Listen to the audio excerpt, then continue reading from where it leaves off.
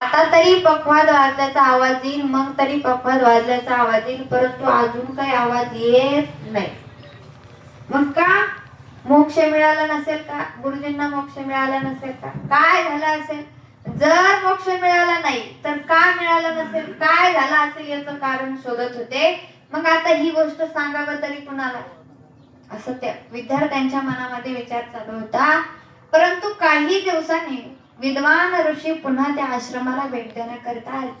विद्यार्थ्यांनी विचार केला की हे ऋषी विद्वान दिसतायत, यांना जर आपण सर्व काही सांगितलं तर ते नक्कीच काहीतरी मार्ग आपल्याला दाखवतील, नक्कीच काहीतरी मार्ग सांगतील. म्हणून त्यांनी सांगितलंय, बघा ऋषी, या अगोदर आमचे गुरुजी जे होते ते आजारी पडले. अंतकाळाच्या वेळी त्यांनी आम्हाला सांगितलं की हे बघा, आता मी जाणार आहे, आता मी जाणार आहे, काही दिवसानं मी जाईल, परंतु मी गेल्याच्या नंतर जर मला मोक्ष मिळाला तर माझे जे काही विधी होतील ते झाल्याच्या नंतर तुम्हाला पखवाज वाजल्याचा आवाज येईल, पण मला मोक्ष मिळाला तरच तो आवाज येईल.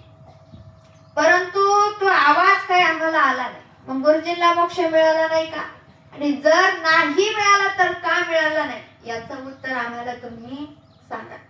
असं म्हटल्यानंतर गुरुजी म्हणाले, तुमचा प्रश्न बरोबर आहे, मग मला सांगा, तुमचे गुरुजी ज्यावेळेस गेले त्यावेळेस ते कुठं होते? त्यांनी सांगितले, बघा, या ही जी खाट दिसते त्या खाटेवरती गुरुजी झोपलेले होते.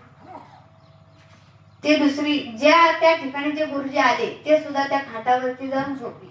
झोपल्याच्या नंतर पुढे एक खिडकी होती. गुरुजींनी विचारलं, हे बघा, तुमचे गुरुजी ज्या वेळेस गेले त्यावेळेस ती खिडकी कशी होती? लावलेली होती का उघडी होती? म्हणे उघडी होती. मग विद्यार्थ्यांना ती खिडकी उघडायला सांगितली. विद्यार्थ्यांनी ती खिडकी उघडली.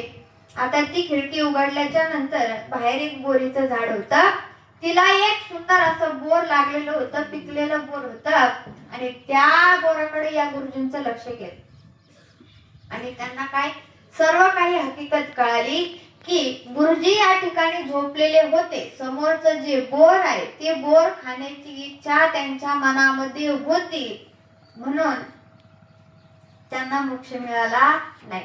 मग त्यांनी ते बोर तोडून आणायला सांगितलं. बोर तोडून आणलं आणि ते बोर फोडलं तर त्याच्यात एक आळई होती. मग ते बोर फोडल्याच्या नंतर त्या आळईनं ते बोर खाल्लं आणि लगेच पखवाज वाजल्याचा आवाज आला. म्हणजे आळई पुढचा जन्म, ते बोर खाण्यासाठी पुढचा जन्म आळईचा मिळाला. म्हणजे मनामध्ये जशी वासना असेल तसा पुढचा जन्म मिळतो, म्हणजे वासनेनुसार पुढचा जन्म मिळतो. त्याच्यानंतर पुढचं कारण आहे योगायोग.